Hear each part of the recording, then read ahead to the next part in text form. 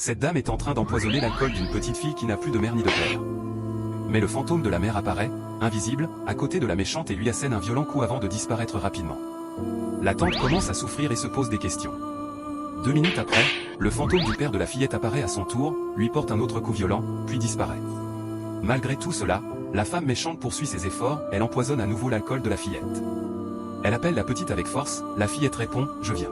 2 minutes plus tard, la fillette arrive et la tante lui donne l'alcool en disant « Il faut vite boire ça ». La dame souffre encore à cause des coups reçus. Quand la petite s'apprête à boire, le fantôme de la mère apparaît et fait tomber l'alcool. Personne ne sait pourquoi l'alcool est soudainement tombé. La tante menace la petite en disant « Tu es folle? Tu ne vois pas bien? Tu as renversé tout l'alcool sur moi ».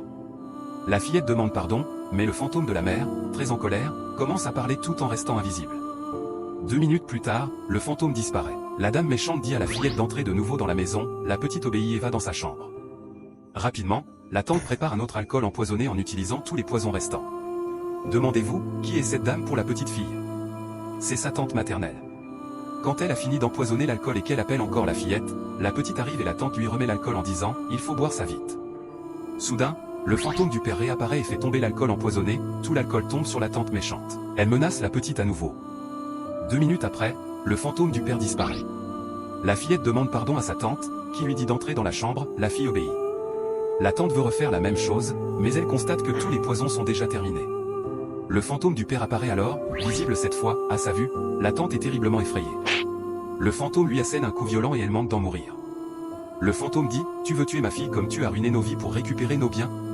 Ça ne te suffira pas, tu veux encore tuer notre unique fille. La tante supplie, pardonne-moi, je ne referai plus la même erreur, s'il te plaît, laisse-moi en paix. Le fantôme réplique. Si tu essaies encore de lui faire du mal, c'est toi qui la remplaceras. Il lui donne un autre coup puis disparaît. La tante continue à dire, je vais l'empoisonner, je n'ai peur de personne, je vais en finir avec elle. Malgré tout ce qu'elle subit, elle persiste. 2 minutes plus tard, le fantôme de la mère apparaît, invisible, devant la tante, celle-ci a peur en reconnaissant la mère, qui est sa propre grande sœur. Le fantôme lui dit, pourquoi veux-tu tuer ma fille? Tu es une mauvaise personne. C'est toi qui as tué mon mari et moi pour récupérer nos biens, et maintenant tu veux tuer notre fille. Cette fois-ci je ne te laisserai pas faire, je serai toujours là pour protéger ma fille. La tante demande pardon, mais le fantôme répond, c'est ce que tu as dit à mon mari.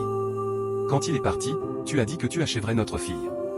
Le fantôme lui jette un sort, la tante devient folle et se met à agir comme une folle. À toi qui regardes cette vidéo, que le Seigneur Jésus-Christ te protège contre ces tantes malveillantes. Crois-le, tape Amen dans les commentaires, partage cette vidéo au maximum et n'oublie pas de t'abonner.